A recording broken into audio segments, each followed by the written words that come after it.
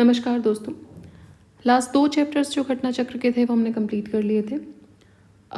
आज हम स्टार्ट करेंगे with the third chapter which is the वैदिक एज और वैदिक सिविलाइजेशन के बारे में हम बात करेंगे यहाँ पर। सो इस चैप्टर में पूरा अगर हम देखें so there are 114 questions in this chapter. First part जो इसका हम लोग आज लेकर आए हैं इसमें हम कंप्लीट करेंगे अप्रॉक्सीमेटली 60 क्वेश्चंस and जो rest of the questions हैं those we will be completing in the other half of this chapter. Alright, so I think this would be okay. Now without wasting any further time, let's start with the very first question of this topic. The very first question says that the term Aryan, जो term Aryan है वो किसको denote करता है? क्या वो एक ethnic group को डिनोट करता है या नोमैडिक पीपल को डिनोट करता है या किसी भी तरीके का लिंग्विस्टिक या स्पीच ग्रुप है या फिर कोई सुपीरियर रेस है? देखिए, आर्य का मतलब होता है नोबल, राइट? तो आर्यन जो हो जाएगा इसका मतलब होता है नोबल मैन। अब ये जो टर्मिनोलॉजी थी ये यूज़ की जाती थी इंडो ईरानियन पीपल के द्वारा और वो अपने को सेल्फ डेजिग्नेट करते थे ये बोलकर। अगर हम क्लासिक संस्कृत लैंग्वेज में जाएंगे तो आर्य का मतलब होता है नोबल मैन। सो आपने जनरली जैसे सीरियल्स जो हमारे थे लाइक रामायण और महाभारत, वहाँ भी आपने सुना होगा कि जो वाइफ्स होती थी वो अपने हस्बैंड को आर्यपुत्र बोलती थी, राइट, या आर्य बोलती थी। इसका मतलब होता है नोबल मैन। सो फिर ये वर्ड जो है वो वैदिक पीरियड में भी यूज़ किया जाने लगा एज एन एथनिक लेबल, जिससे कि वो अपने आप को नोबल क्लास के लोगों में दर्शाए। स्कॉलर्स ने पॉइंट आउट किया दैट एंशिएंट टाइम्स में भी जो आइडिया था of being Aryan was basically religious, it was basically cultural and linguistic, it was not racial, right. तो उन्होंने बोला कि ये जो था वो रेशियल नहीं था, ये धीरे धीरे बाद में एंशिएंट इंडिया में ये चीज़ पॉइंट आउट हुई थी।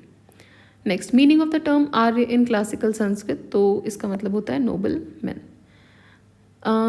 विच of the following is the oldest Veda? सबसे पुराना वेद की बात करेंगे तो वो हो जाएगा ऋग्वेद। तो हमारे पास 4 वेद हैं मेनली, ऋग्वेद, सामवेद, यजुर्वेद और अथर्ववेद। जब हम ऋग्वेद, सामवेद और यजुर्वेद की बात करते हैं ये 3 मिला के बोले जाते हैं वेद त्रयी, और अथर्ववेद बाद में ऐड किया गया था। नेक्स्ट, अर्लीस्ट कंपोजिशन, सेम ही क्वेश्चन है। फिर आते हैं त्रयी, जो अभी बात की हमने वेद त्रयी, तो वेद त्रयी जो है वो 3 वेदास के लिए बोला जा रहा है। इन विच वैदिक टेक्स्ट द टर्म वर्ण is found referred for the first time? तो ये रेफर किया गया था ऋग्वेद के पुरुष सूक्त में 10th मंडल में। वहाँ पर जो डिफ्रेंसिएशन किया गया था वर्ण का वो किया गया था bye Brahmin, Kshatriya, Vaishya and Shudra.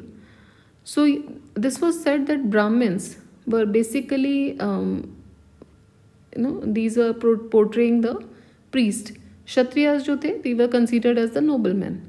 वैश्य की बात करेंगे तो कॉमनर या ट्रेड पीपल हो जाएंगे, और शूद्र की बात करेंगे so the people who are providing services to the other 3 वर्ण।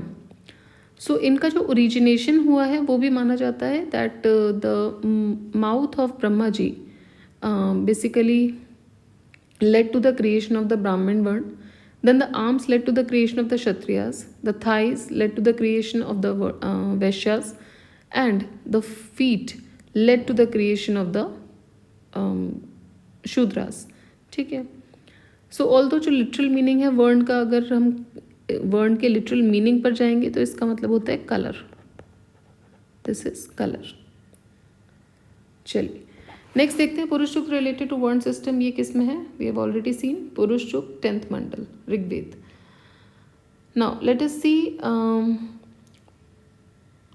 इसका मैच अगर हम करें अथर्ववेद, ऋग्वेद, यजुर्वेद और सामवेद, तो अथर्ववेद फेमसली जाना जाता है फॉर द मेडिसिन, ऋग्वेद जाना जाता है for the gods grace, then we have Yajurveda, Yajurveda में यज्ञ के बारे में बताया गया है, सो सेक्रीफाइशियल प्रोसेस है, and Samaveda is for music. Next again we have to match, so Rigveda is for hymns and prayers, Yajurveda is for hymns and rituals, कुछ रिचुअल्स जो हैं वो इधर दिए गए हैं यजुर्वेद में, Samaveda stands for musical hymns and Atharvaveda is for the charms and spells. Next, which of the following 4 Veda contains an account of magical charms and spell? तो ये magical charms और spells जो है वो अथर्ववेद में है। इन Rigveda there are dash mantras. अब देखिए क्वेश्चन में थोड़ा सा मिस्टेक था। अगर ये क्वेश्चन में मंत्र की जगह हिम्स होता, मंत्र को बोलते हैं वर्सेस, ठीक है, तो आंसर हो जाता 1028। Now this question was basically created as far as it is concerned because of the options which is given here. तो ये हिम्स ही पूछे गए थे, but I guess this was a mistake in the question. So if the question is hymns, answer would be 1028. मंत्र जो हैं वो generally नहीं पूछे जाते because there are large in number, 10552 verses में हैं. Next, Rigveda is a collection of, so it is a collection of hymns of बहुत सारे जो भी एक हिम्न में कम से कम 10 वर्सेस हुआ करते थे या फिर 10 मंत्र थे. सो ये कैनोनिकल जो सेक्रेट टेक्स्ट हैं श्रुति हिंदुइज्म की, उनको बोला जाता है Vedas. Next you again have to match the Brahmana, the Vedas and the Upavedas. So Rigveda का उपवेद हो जाएगा ऋग्वेद का ब्राह्मण हो जाएगा ऐत्रेय ब्राह्मण. सामवेद का हो जाएगा पंचविश. देन अथर्ववेद का हो जाएगा गोपथ. और यजुर्वेद का हो जाएगा शतपथ. ठीक है, चलिए नेक्स्ट देखते हैं. Which of the following Brahmana text belongs to the Rigveda. So Rigveda को बिलोंग करता है Aitareya Brahmana. Separate Brahmana text were written for each Veda. हर वेद के लिए एक एक ब्राह्मण टेक्स्ट लिखे गए थे. यजुर्वेद से रिलेटेड जो टेक्स्ट है वो है तैत्रेय और शतपथ. गोपथ ब्राह्मण जो है वो किससे एसोसिएटेड है, तो अथर्ववेद से एसोसिएटेड है, जो कि चार्म्स और स्पेल्स के लिए जाना जाता है. Next, which of the following is a Samhita of Shukla Yajurveda. Shukla Yajurveda की कौन सी संहिता है, तो ये है वज्रस्नामी. शुक्ल यजुर्वेद, दो ब्रांचेज हैं यजुर्वेद की, शुक्ल यजुर्वेद, कृष्ण यजुर्वेद. वज्रस्नेमी ये जो संहिता है शुक्ल यजुर्वेद की है. शुक्ल यजुर्वेद अवेलेबल है सिर्फ पोइटिक फॉर्म में, मतलब इसमें सिर्फ पोइटिक फॉर्म्स हैं. लेकिन अगर हम कृष्ण यजुर्वेद की बात करेंगे तो इसमें पोएम्स भी हैं, तो ये पोइटिक भी है, साथ ही साथ ये प्रोज भी है. Next, which mandala of Rigveda is completely dedicated to Soma. Soma को डेडिकेटेड जो मंडल है वो 9th मंडल है. 10th मंडल डेडिकेटेड है पुरुष सूक्त को, जहाँ पर मेंशन किया गया अबाउट द 4 डिफरेंट वर्ण.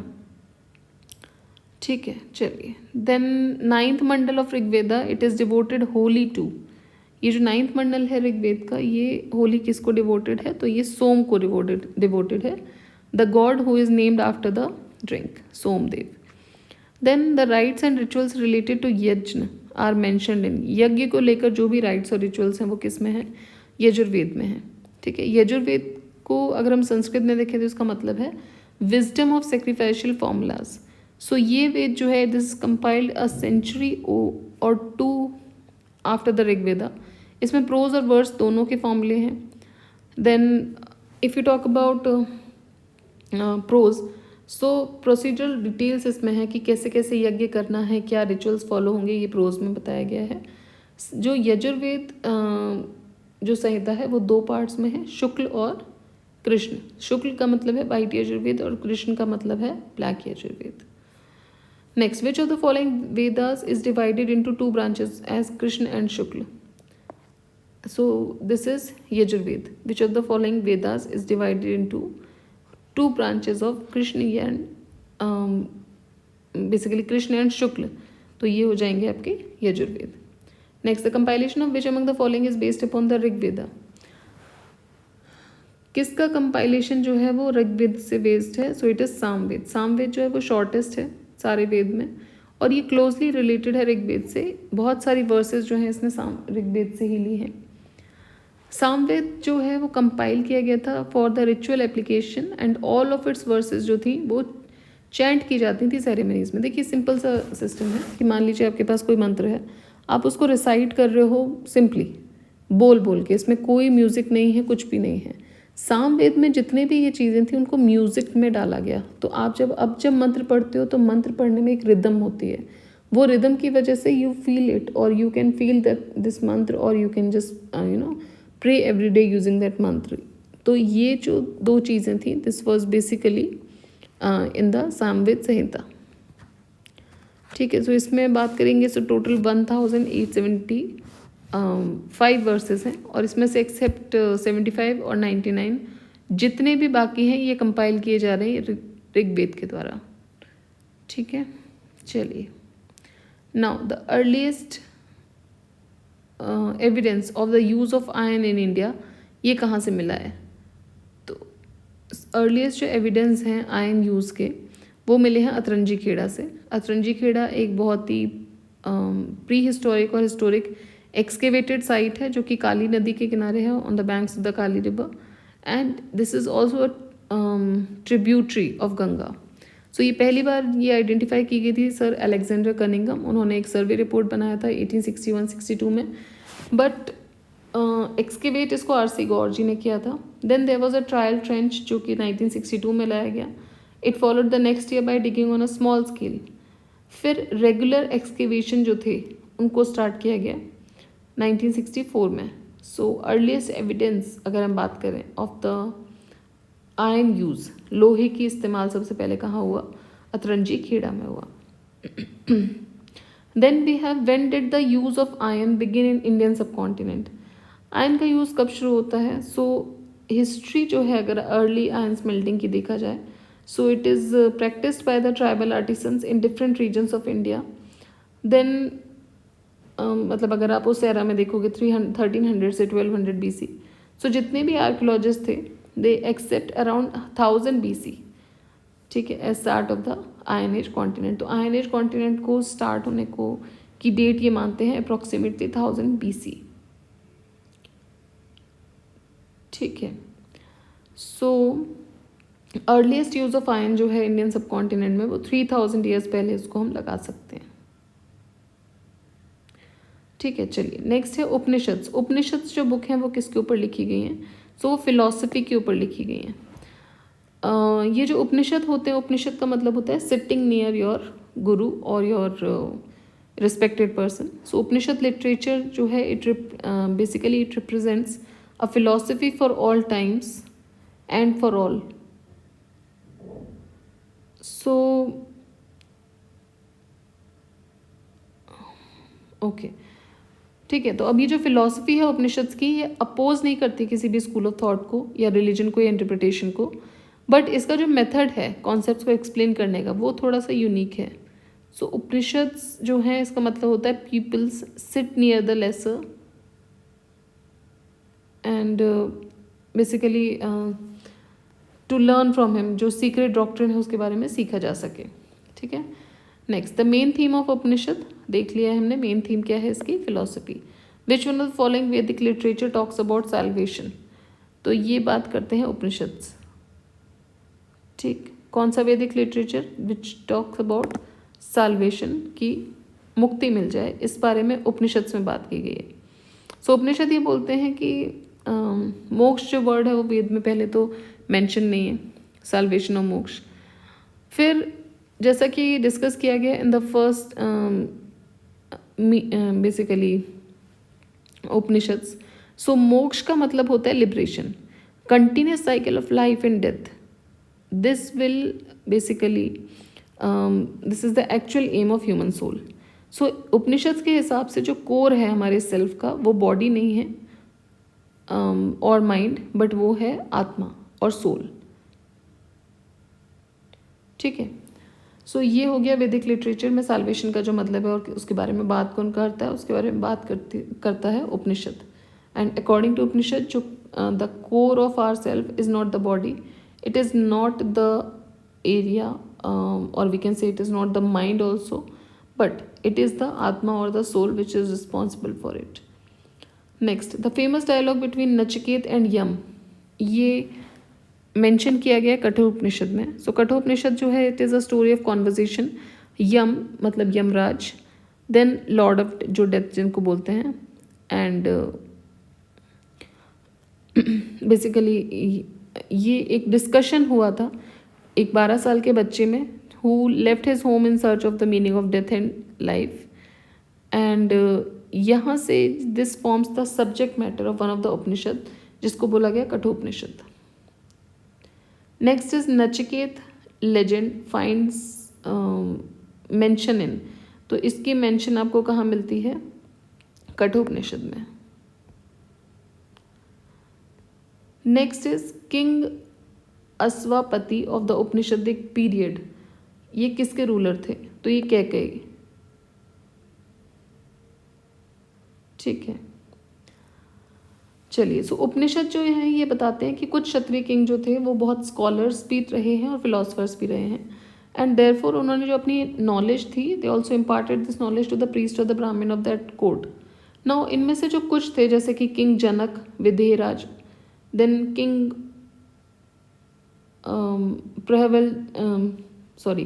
प्रवहन Jabali of Panchal, then king Ashwapati of Kaikey and king Ajatashatru of Kashi. So Ashwapati Kshatriya king थे, इनको ही was well known as a reader also and teacher, learned teacher थे उस एज के। देन कैके किंगडम जो था वो ब्यास नदी के किनारे था, situated on the river of the Beas, on the Beas river, and which is east of Gandhara kingdom. So King Aswapati ruled Kekai from basically, I'm sorry. So King Aswapati जो थे उन्होंने रूल किया केकई को when Janak was the king of विदेह। ठीक है, चलिए next होता है विच of the following is the correct order of the वैदिक लिटरेचर। तो वैदिक लिटरेचर की बात करेंगे तो पहले वैदिक संहिताज आए, then we have Brahmanas, then we have Aranyaka and then we have Upanishad. Next, the river mention mostly in early Vedic literature वो होती है Sindhu. So Sindhu river early Vedic literature में मेंशनड है already. Now that is why ये मेंशन किया गया है in most of the time in the Rigveda also. So Sindhu river जो है उसकी जो इकोनॉमिक इम्पोर्टेंस है ये रिलेटेड है गोल्ड से। गोल्ड को बोला जाता था हिरण्ययी, और उसका जो प्लेस था ऑफ टर्मिनेशन वो था अरेबियन सी में। सो सरस्वती रिवर सबसे पायस रिवर थी उस टाइम पर ऋग्वेदिक आर्यंस में, और इसको नदीतमा बोलते थे। ठीक है, so it is known as Naditama. चलिए नेक्स्ट देखते हैं Vedic river Asikni. This is identified with which of the following rivers. तो अस्किनी जो है that is Chenab. Asikni is Chenab. Chenab को अभी हम बोलते हैं प्रॉपरली अगर हम देखें so we call it Chandrabhaga. So it originates from two ponds or you can say rivulets. One is Chandra, one is Bhaga, and when they basically ये जो चेनाब रिवर है ये ओरिजिनेट होती है टांडी में, जो कि इट इज़ अ रीजन इन लाहौल स्पीति, जहाँ पे ये दोनों रिवलेट्स जो हैं Chandra and Bhaga they meet and form one river. ठीक है, नेक्स्ट देखते हैं which of the following rivers mentioned in Rigveda indicates the relations of Aryans with Afghanistan.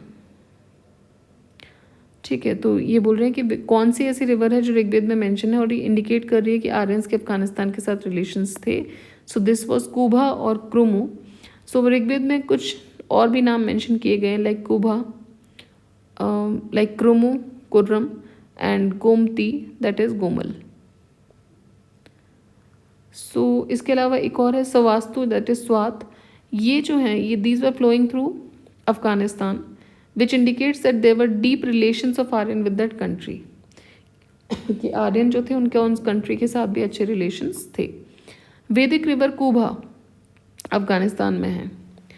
Next देख लो वैदिक reverse and the modern name. ठीक है, कुभा, कुभा इज अफगानिस्तान में है तो उससे याद आ जाएगा Kabul. Then you have Parushni, so Parushni is Ravi. Then you have Sadanira, so Sadanira is here, and the last one is Shatudru। तो शतुद्रु के लिए शतुद्री उसके लिए सतलज ही है। तो ये नाम है वैदिक एज के नाम and these are the names which are used in the modern India. Then next is in the period of Mahabharata the name Mahanadi, the name of Mahanadi was. तो महाभारत के पीरियड में महानदी जो नाम था वो किसका था? वो था महानंदा का। सो ये जो महानदी है during the period of Mahabharata it was Chitrotpala. Bhishma Parva जो महाभारत का है there the Chitrotpala river is praised as Punyadayini. तो वहाँ पर इस नदी को प्रेज किया गया है that this river is basically पद्म पुण्यवाय क्या पढ़ेंगे इसको, पुण्यदायिनी एंड पाप राइट नाशिनी. सो इंडियन पीपल जो थे इसका पानी पीते थे चित्रोपल का. और this fact is proved by the following verse of the Mahabharata. So they are saying the Mahanadi has been called Chitrotpala Ganga in the Mahoba copper plate of Someshwar Dev. वहाँ पर ये मेंशन किया हुआ है. ठीक है, नेक्स्ट देखते हैं. As per the Vayu Purana, now what is the mythological name of Mahanadi. Vayu Purana के हिसाब से जो महानदी का माइथोलॉजिकल नेम है that is Nilotpala. Next, which of the following customs emerged during the post Vedic period. So it was dharma artha काम मोक्ष एंड इट वॉज ब्रह्मचर्य गृहस्थ वानप्रस्थ एंड संन्यास. सो ए और सी दोनों ही होंगे. धर्म अर्थ काम मोक्ष भी हो सकता है और these could be the form which is known as the brahmacharya, grihasth, vanprastha and sannyas. Next, while living in which ashram did a person have to perform the rituals of पंच महायज्ञ. पंच महायज्ञ को परफॉर्म करने के लिए आपको गृहस्थ आश्रम में होना ज़रूरी है. सो गृहस्थ आश्रम मतलब the householder stage. So इसमें there are it is required to have Pancha Mahayagya मतलब 5 ग्रेट सेक्रीफाइसेस. अब ये जो सेक्रीफाइस होते हैं दीज आर ब्रह्म यज्ञ, देव यज्ञ, पितृ यज्ञ, भूत यज्ञ एंड अतिथि यज्ञ. सो ये जो गृहस्थ आश्रम है या हाउस होल्डर स्टेज है, this was considered as the foundation of the society.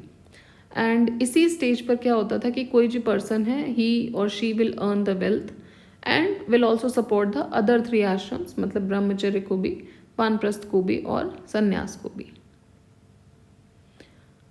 Next, the dharma and rita depicted in the central idea of ancient Vedic civilization ये मेंशन किए गए हैं. Now the question starts from here. They are asking in this context consider the following statement.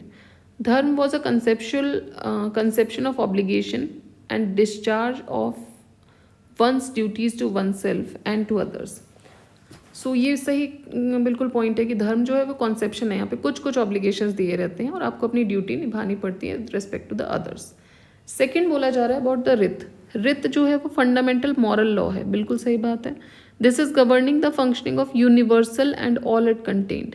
So rita is a bigger circle. This is a fundamental moral law. कुछ भी गलत होगा किसी के साथ भी मतलब वो कहीं ना कहीं यूनिवर्स की ही देन है. दैट वॉज द रित. ठीक है, तो ये दोनों जो हैं वो क्लियर है यहाँ पे and these both are correct. ना यूजुअली जो धर्म है if you go here, so usually जो धर्म है ये सिग्निफाई कर रहा है the cosmic ordinance right. So ये बेसिकली है in connection with the sense of natural divine law. So rita जो है वो क्लोजली रिलेटेड है यूनिवर्सल हार्मनी से और जो बेसिकली इम्पर्सनल लॉ है या धर्म जो है it characterise the rules basically the personal actions and engender और मेंटेन द कॉस्मिक ऑर्डर. ये काम है रित का कि जो चल रहा है उसको चलने दो, कॉस्मिक ऑर्डर को मेंटेन रखने दो. ठीक है, नेक्स्ट है in the context of Indian culture. रित का मतलब क्या होता है. सो रित मीन्स नेचुरल लॉ. रित always means natural law. Next, who of the following Vedic who among the following Vedic deities was believed to be their priest. So Brihaspati को देवगुरु भी बोलते थे and he was basically believed to be the priest. Next is, who among the following was Brahmavadini composed of some hints of Vedas. तो ब्रह्मवादिनी जो था या जिनके लिए बोला गया था जिन्होंने कुछ हिम्स वेद के प्रमोट किए थे या फिर बनाए थे, तो शी वॉज लोपमुद्रा. ठीक है, बहुत सारी जो हिम्स थी ऋग्वेद में वो कंपोज की गई हैं विमेन के द्वारा and they were called Brahmavadini. The prominent जो थी इनमें से these were Lopamudra, Vishwara, Sikta, Nivavari and Ghosha. Lopamudra जो था it was the wife of Agastya rishi या सेज जिनको हम बोल सकते हैं, सो वो है. Next is during the Rigvedic period the word nishka was use for jewellery, but in the later period इसका मतलब क्या होता था, कॉइन. तो इनिशियली ज्वेलरी बोलते थे, ज्वेलरी से जो बाद में जो बना product that is basically known as coin. ठीक है, और ये निष्क जो है वही कॉइन बना, थोड़ा बहुत मॉडिफिकेशंस लाके. Right. Next, during the Rigvedic period Nishk was an ornament of, so it was an ornament of neck. Nishk is ancient India was known as, so it was known as gold argument ornaments. Then we have bogus koi. Bogus koi important क्यों है, क्योंकि bogus koi जो है ये एक inscription है, ये मिला था जिसमें मेंशन किया गया था वैदिक गॉड और गॉडेसेस के नेम को. ठीक है. Next, which of the following inscription tells about the Aryans movement of Aryans from Iran to India? So, the question is कि इनमें से कौन सा ऐसा inscription है जो बता रहा है about the Aryans movement of Aryan from Iran to India? So, it is basically bogus koi. Next, an inscription of 14th century BC which describes the Vedic goddess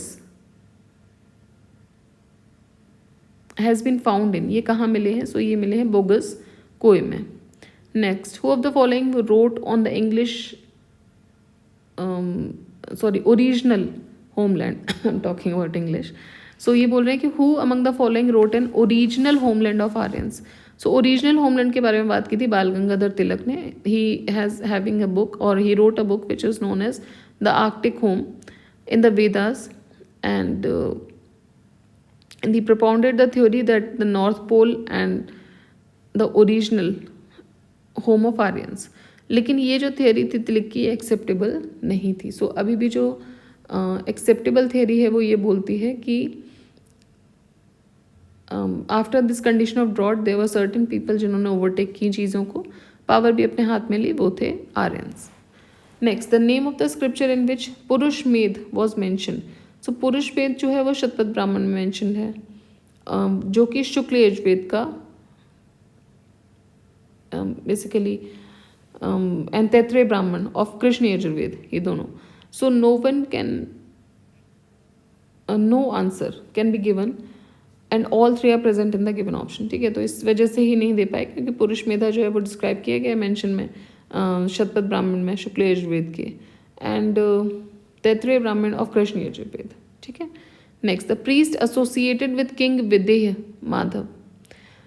the priest associated with king Videha Madhava referred in Shatapatha Brahmana, ये कौन थे, तो ये थे गौतम ऋषि.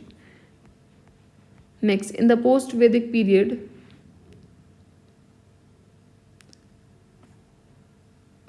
which was considered as the excess of Aryan culture. So basically it was Kuru and Panchal. Post Vedic period में ये जो reason था कुरु का, पंचाल का, इसको एक्सेस माना जाता था of the Aryan culture because here जो अचीवमेंट थी वो हुई थी साइंस के फील्ड में, वो हुई थी मैथमेटिक्स में, एस्ट्रोनॉमी में, राइट, रिलीजन में, फिलोसफी में. तो again it covered the major subjects of the science. Next is the word गोइत्रा और गोत्र. ये पहली बार कब आए थे? सो गोत्र पहली बार आए थे ऋग्वेद के अंदर ही. ठीक है, चलिए.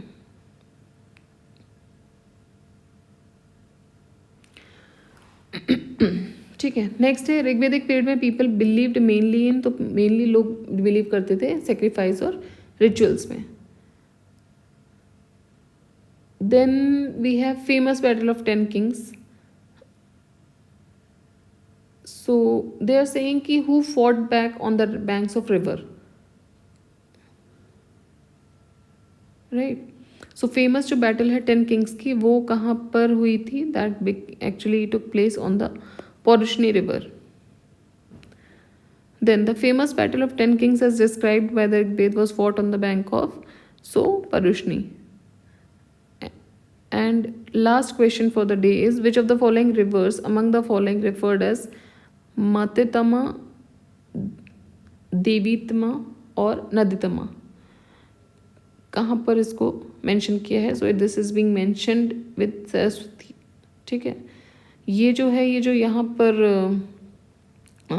जो रिवर इससे रेफर की गई है, that is Saraswati.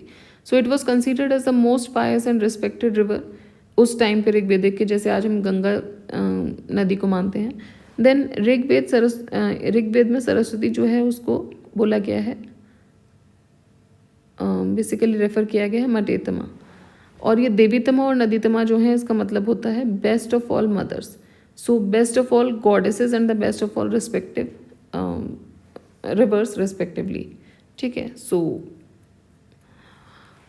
Right, so these were the first 60 question जो हमने कंप्लीट कर लिए हैं। Now we will be moving to the next set of the questions of this chapter in the next video. Till then, keep revising, keep studying. Jai Hind, Jai Bharat.